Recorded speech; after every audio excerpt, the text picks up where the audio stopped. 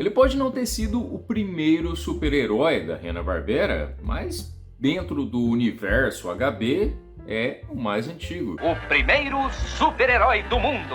O Capitão Caverna ficou congelado desde a Idade da Pedra até ser encontrado por um trio de jovens investigadoras, as Panterinhas, a quem ele passou a ajudar. Como muitos desenhos da Hanna-Barbera, o Capitão Caverna é uma mistura de várias inspirações. O conceito básico é mais um daqueles reaproveitamentos da fórmula do Scooby-Doo, jovens viajando ao lado de um parceiro incomum resolvendo mistérios. A ideia de jovens encontrando alguém preso há muitos anos já havia sido usada pela Hanna-Barbera em O Fantasminha Legal. E o trio de garotas que encontrou esse super-herói pré-histórico, as Panterinhas, era uma versão adolescente das Panteras, ou Charles Angels. As Panteras eram um enorme sucesso nos anos 70 e várias emissoras e estúdios tentaram fazer sua própria versão, e a Hanna-Barbera foi apenas mais um deles.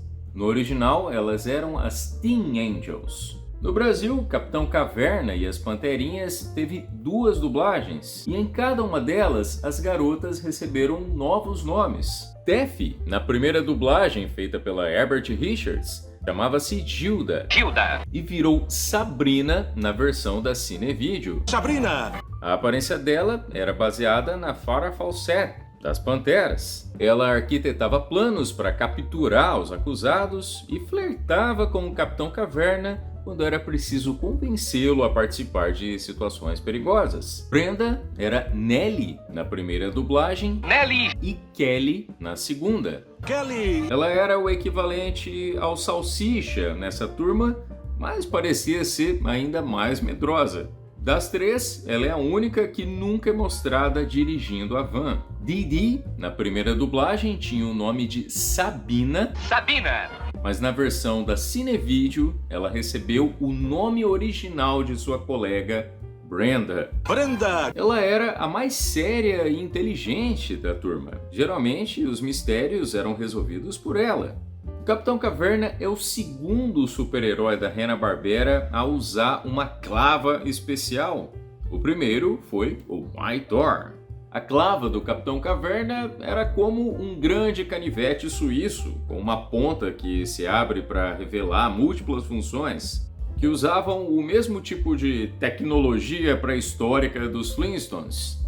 Mark Evanier, que entrou na Hanna-Barbera anos após a criação do Capitão Caverna, conta que a criação do Capitão Caverna começou com uma tentativa de imitar o Eufrazino dos Looney Tunes. Segundo ele, durante um tempo, tinha um executivo da ABC, que era quem precisava ser convencido na hora de comprar desenhos novos, que tendia a preferir personagens que poderiam ser descritos com alguma comparação com algum personagem da Warner. Se você explicasse para ele que um personagem era, por exemplo, uma mistura da personalidade do Patolino com o Coyote, isso facilitava a conversa. E que a Hanna-Barbera colocou para ele esse projeto de um personagem que seria bigodudo como o Eufrazino e com o mesmo temperamento, e ambos teriam a voz do ator Mel Blanc.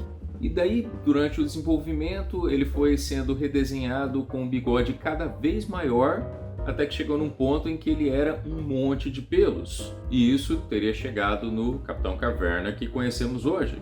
Essa é a forma como o Mark Evanier conta que ele ouviu falar na Hanna-Barbera, mas é importante notar que o Capitão Caverna lembra muito os irmãos Rocha da Corrida Maluca. É praticamente uma reciclagem do design deles. E a personalidade dele não é muito parecida com a do Eufrazino. Ele não é exatamente enfesado, mas sim bem entusiasmado. Capitão Caverna e as Panterinhas estreou nos Estados Unidos em 1977 dentro do espaço do Olímpicos, um desenho que mostrava competições esportivas entre vários personagens da Hanna-Barbera e que era o carro-chefe de um bloco de 2 horas de produções do estúdio. O Caverna e as Panterinhas participavam dessas competições, eles faziam parte de um time liderado por Salsicha e o Scooby-Doo. O Caverna e as Panterinhas entraram em Olímpicos substituindo Josie e as Gatinhas. O plano era ter elas no desenho, dá até para vê-las em uma arte da produção. Mas a turma da Josie pertencia à Art Comics e não à Hanna-Barbera, e para usá-las em Olímpicos teriam que pagar para a arte. Então a Hanna-Barbera preferiu substituí-las por uma criação do próprio estúdio. Capitão Caverna e as Panterinhas depois ganharam uma série de episódios que não fazia parte de Olímpicos, quadrinhos e um jogo de tabuleiro. O Capitão Caverna, sem as Panterinhas, apareceu em O Novo Show dos Flintstones. Em um segmento do programa, ele tinha a identidade secreta de um office boy no jornal Granito Diário, onde trabalhava ao lado de Vilma Flintstone e Betty Hubble. Em 1986, o Capitão Caverna foi mais um dos personagens para quem a Hanna-Barbera deu filhos, seguindo Popeye e a Pantera Cor-de-Rosa, e ganhou o Caverninha. Capitão Caverna e Filho eram uma atração secundária do Flintstones Kids. Eles eram o desenho animado que a turma assistia. Anos mais tarde, uma versão do Capitão Caverna também apareceria em Yabba Dabba Dinosaurs! Em 2018, o Capitão Caverna e as Panterinhas fizeram uma aparição em uma das HQs publicadas pela DC Comics com personagens Hanna-Barbera, em uma história onde o Mago Shazam traz o Capitão Caverna para o presente para provar para o espectro que já existiam heróis desde os primórdios da humanidade.